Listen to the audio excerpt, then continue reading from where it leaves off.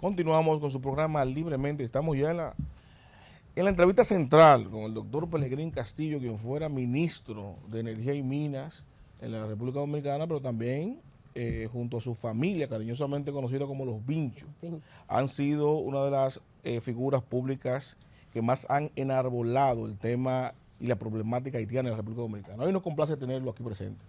Muy contento de encontrarme aquí en Libremente. Así Muchas es. gracias por la invitación y un saludo al público que sigue libremente este espacio. Bienvenido, licenciado. Hay que también destacar que fue diputado por varios periodos. Eso es relevante. Cinco Si periodos. nos ponemos a hablar de la carrera política. del currículum de don Pelegrín, se nos va a la media hora. No, pero sí tocar que el señor Castillo fue el primer ministro De energía. y Minas. Claro, Entonces, primero. él fue como el que abrió ese caparazón. No, y la ley que Al crea- inicio, Le dio forma, ¿eh? lo La ley complica. que crea el Claro. ministerio la diseñó. La hizo. Claro, así es, así mismo es. Pelegrín, el tema que nos obliga a nosotros a abordar inicialmente es el tema evidentemente haitiano.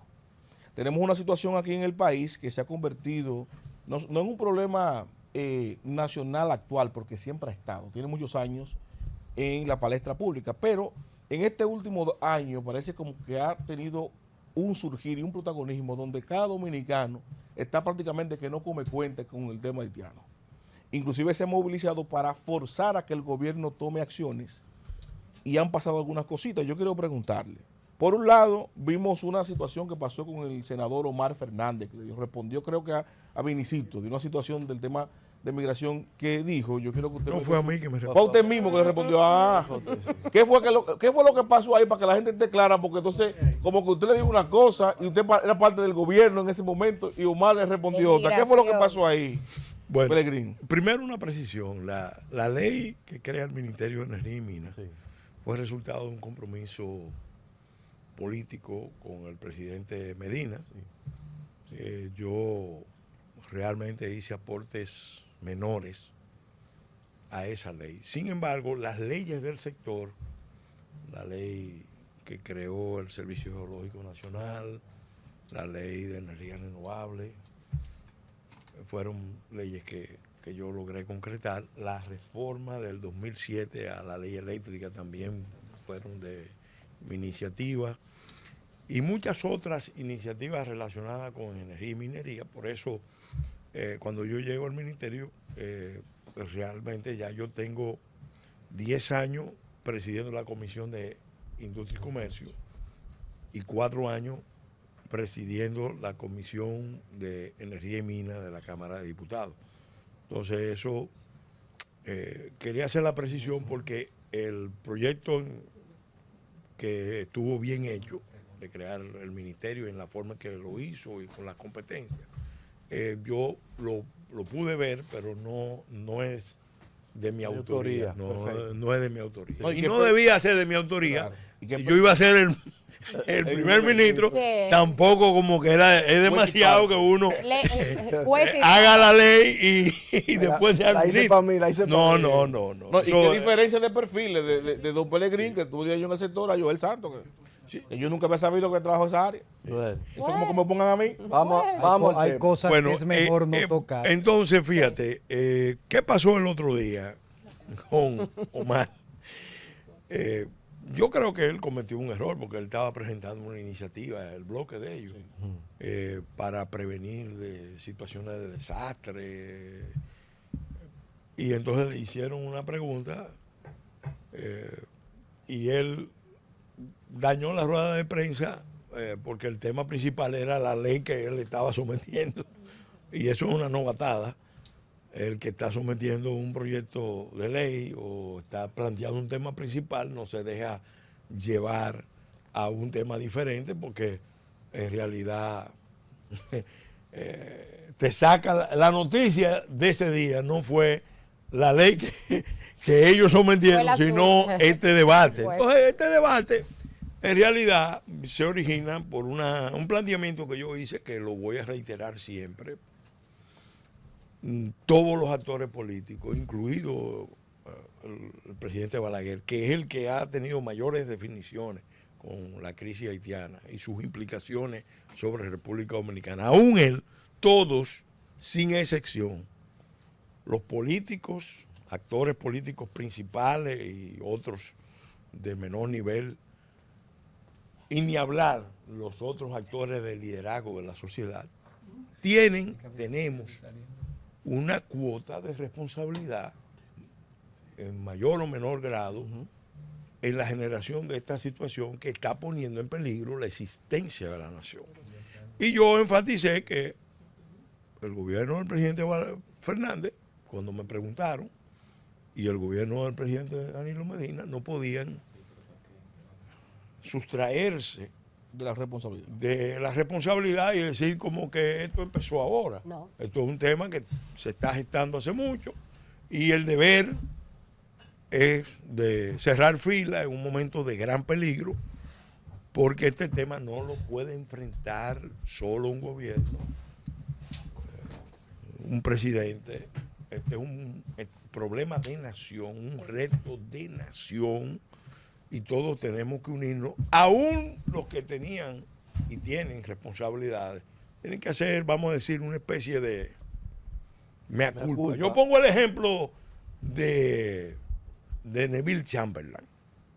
Neville Chamberlain fue a Múnich, firmó el famoso Pacto de Múnich, Sí.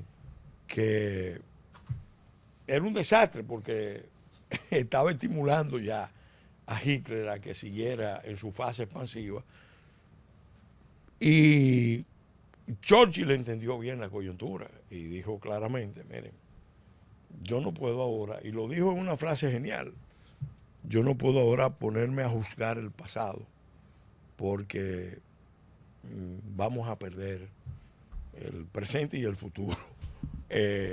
Si él empezaba a decirle a Chamberlain, usted es el culpable, usted es responsable, y no solamente a Chamberlain, el propio rey que renunció Abdicó. en buena medida, uno de los problemas que había con la élite británica en general era que tenía muchos vínculos y simpatía con el partido nazi, Sí, sí. y con Hitler y con los movimientos nazifascistas de Europa. No. Entonces, bueno, pero estalló la guerra, bueno, todo el mundo a cerrar fila. Entonces aquí no ha estallado la guerra, pero vamos a un escenario altamente peligroso, conflictivo, y lo correcto es. Entonces ellos son muy sensibles. No que ustedes estuvieron en el gobierno. Miren, nosotros entramos al gobierno en esa área, que estábamos trabajando en otras áreas, pero en esa área entramos precisamente después de que ellos percibieron que nosotros cada día estábamos más lejos y habíamos empezado a marcar un rumbo diferente. Entonces el presidente Fernández, que sí tengo que reconocer que siempre respetó la independencia y de criterio de nosotros y las posiciones críticas de nosotros, eso lo tengo que reconocer. El presidente Fernández, bueno, nos llamó, no se va, intégrense y ustedes tienen que ayudarme con este tema porque la crisis estaba escalándose y en la zona sur de Santiago estaba por producirse un incidente grave entre haitianos y dominicanos y había que bajar tensiones. Entonces le pidió al doctor Castillo que José Ricardo fuera como director de migración. Él entró en el 11, en el gobierno de Leonel Fernández, duró un año y pico. Pero yo le dije a Omar, y se lo dije a su equipo, que estaban todos ahí, incluso lo hago extensivo a Félix Bautista. Él es de su equipo, o sea, del equipo de Omar. De Omar. Él es estratega. La estratega de Omar. Y conoce mucho de Haití. Sí, claro. Sí. Sí. Bastante. Tuvo trabajo allá. Bastante. Yo le dije, bueno, yo estoy dispuesto a darle un curso, taller, una tutoría a la dirigencia de la Fuerza del Pueblo para que conozcan la historia de todo este proceso, porque yo me he dedicado a estudiarla, no es solamente que he sido testigo, actor, y debo decir todos los gobiernos han tenido responsabilidad, pero también han tenido sus aciertos. Cada uno en un En su momento, época. en algún momento adoptó una posición correcta. Otros definitivamente fallaron en cuestiones medulares y yo que he vivido eso tan de cerca, también trato de ser comprensivo porque hay cosas que no son fáciles de entender. Por ejemplo, cuando se aprobó la ley de migración, se aprobó en el 2004. Y se aprobó en el 2004, debió aprobarse mucho antes. Llegando el presidente Fernández, el proyecto estaba listo. 8 años después no se había aprobado. El presidente Mejía quiso que se aprobara. Pero el presidente Mejía, que nos había metido en la trampa, que yo insisto que es la trampa de amarrar la ley HOT con el DR CASTA, porque eso es lo que usan los americanos para presionarnos con el tema Haití. Sí. Bueno, el presidente Mejía, hay que reconocerle que tuvo el empeño de que se aprobara la ley de migración y el PRD en el Senado se portó, concretamente Tonti Rutinel, dirigió ese proceso enfrentando muchas presiones de su propio partido y de poderes internacionales que querían una ley laxa de migración. Sí. Y se aprobó una ley con la asesoría de Juan Manuel,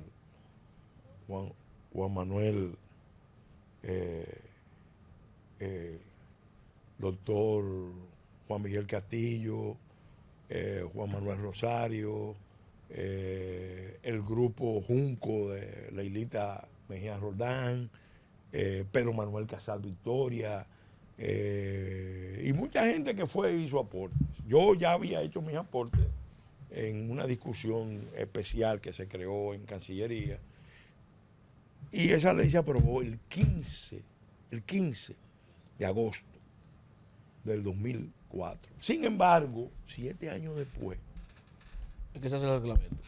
En el no 11. se había aprobado el reglamento. No, lo se hizo en el 11. Ya está En el Eso en el 11 cuando entró José Ricardo. Pero pasamos 7 años sin reglamento. ¿Por qué? Porque el ministro Almeida, lo tengo que decir con dolor, quería un reglamento que era una técnica, de un mecanismo de anular la ley, de deshacer la ley y sobre todo de darle un poder discrecional al ministro de Interior para la regularización, un plan de regularización de haitianos en el país. Ahí tuvimos unos choques muy fuerte. agresivos que no trascendieron. Pues nosotros yo fui donde el presidente Fernández y le llevé el proyecto de reglamento que se hizo desde el Consejo Nacional de Frontera, Sí. por el equipo que trabajó en la ley, y se lo entregamos. Nos ayudó Carlos Morales y nos ayudó Cifrido Pared, que era miembro del Consejo Nacional de Migración, a que no se aprobara ese proyecto de reglamento que iba a deshacer la ley. Vamos a estar claros. Doctor, yo tengo una inquietud con eso que usted plantea ahí, porque luego de eso, para mí, el punto de inflexión viene primero con la famosa sentencia. Sí. 613. 613. 613-10, creo que es. 168.13. 168-13, correcto. Que es una orden del Tribunal Constitucional, no una decisión política del gobierno de turno, sino una orden del tribunal. Y entonces vienen los puntos, y eso lo conecto con los 15 puntos que plantea el presidente Abinader hoy, que se me parecen a mí particular mucho, o demasiado diría yo, a lo que se planteó en 2023. Y pareciera que hay como una jugarreta, como un mareo, como dándole vueltas al tema haitiano, que si no es mediante una obligación constitucional, aquí nadie se atreve a echarle el guante. ¿A qué se debe eso? Mira, voy más lejos. El problema es más complicado. Cuando se aprobó la ley, en el 2004, se definió el alcance de la noción de tránsito. Una propuesta de Leila Mejía. Ratificaba la posición oficial del Estado de un ius soli restringido, no abierto. Y eso trajo un problema. Pero eso era inconstitucional, ¿no? No, eso era perfectamente constitucional. ¿Un jus soli de tránsito? No, ¿Por una ley? No. Un jus soli. El debate era si usábamos el modelo americano, que es lo que siempre nos han querido imponer, de que todo el que nazca, Aquí, no importa sí. que sea ilegal, adquiere la nacionalidad dominicana, Sí. o si tenemos un jus soli restringido que Que bajo favorece ciertas- a los hijos extranjeros con residencia legal. Siempre fue el debate. ¿Qué pasa? Cuando se aprueba la ley, viene inmediatamente un sacudimiento muy profundo, porque al quedar el concepto de un jus soli restringido con la noción de tránsito, estos grupos consideraron, todos de USAID, consideraron que esto era algo inaceptable. A mí me llamaron a una discusión en Funglode, encabezada por Bernardo Vega, que cómo era eso, que por qué habían metido estos elementos de nacionalidad, que era una ley de migración. Yo le dije, mire, el Congreso es soberano. Y para su información, la noción de tránsito es una noción de migración. Y fijar el alcance del tránsito, ratificando lo que es la posición histórica del Estado Dominicano, no es incorrecto. Ahora, ustedes están en contra. ¿Ustedes creen que es inconstitucional? Vayan a la Suprema Corte. Y ellos fueron. Y en la Suprema Corte de Justicia se ratificó íntegramente la ley de migración, porque ellos pretendían derogarla. Y nosotros intervinimos en contra y se paró eso. ¿Qué pasa? Ahí vino una acción internacional del grupo encabezado por Wilfredo Lozano y Fran Weiss Evers. Y se fueron ya a las cortes internacionales.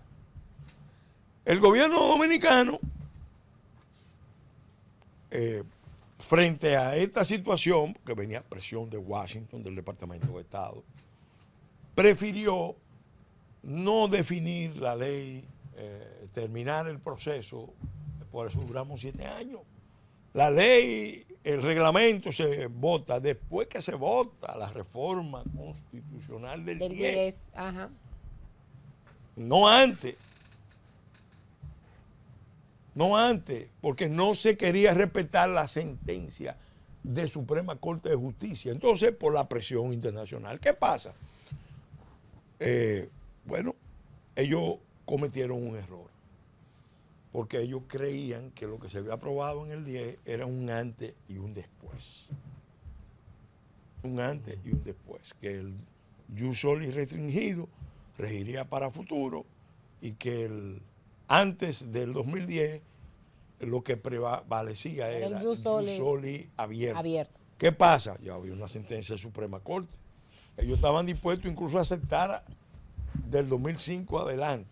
Mire, pero nosotros logramos, porque fue una iniciativa mía y de la fuerza, proponer una fórmula de que el Tribunal Constitucional en ningún caso podía revocar decisiones tomadas por la Suprema Corte de Justicia por vía principal en materia de constitucionalidad. Eso amarraba el tema y no pudieron echar hacia atrás. Trataron por todos los medios de echar hacia atrás. Cuando Leonel Fernández, en el gobierno de Danilo Medina, y voy cerrando,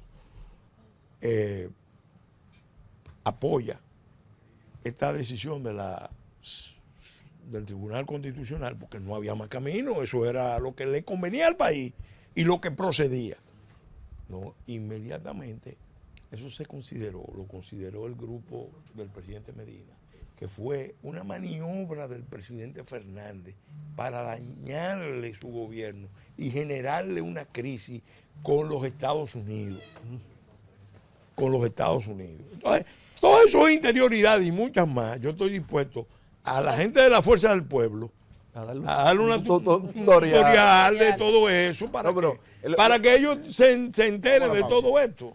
Señores, vamos a seguir conversando amenamente con el doctor Peregrín Castillo en breve, que vamos a una pausa comercial. Volvemos en brevísimo momento. No se desconecten.